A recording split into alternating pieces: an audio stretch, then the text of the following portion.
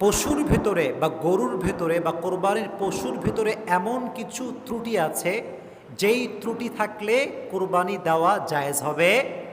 হাদিসে এসেছে এরকম কয়েকটা হাদিসে আছে, একটা হাদিসে এসেছে প্রায় 4টা দোষ আছে এমন, যেই 4টা দোষ থাকলে কখনোই সেই পশু দিয়ে কোরবানি করা জায়েজ হতে পারে।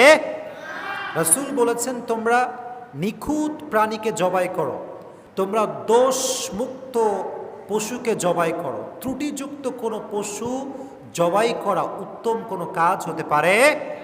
এরকম ত্রুটি আছে 4টা, রাসূল একটি হাদিসে বলেছেন 4টা। 1 নম্বর যে ত্রুটি সেটি হচ্ছে যদি কোনো পশু চোখে না দেখে। কি না দেখে? চোখে না দেখে। হযরত আবু যাহ্হাক উবাইদ ইবনে ফায়রুজ রহমতুল্লাহি আলাইহি বর্ণনা করেন, আমি হযরত বারা রাদিয়াল্লাহু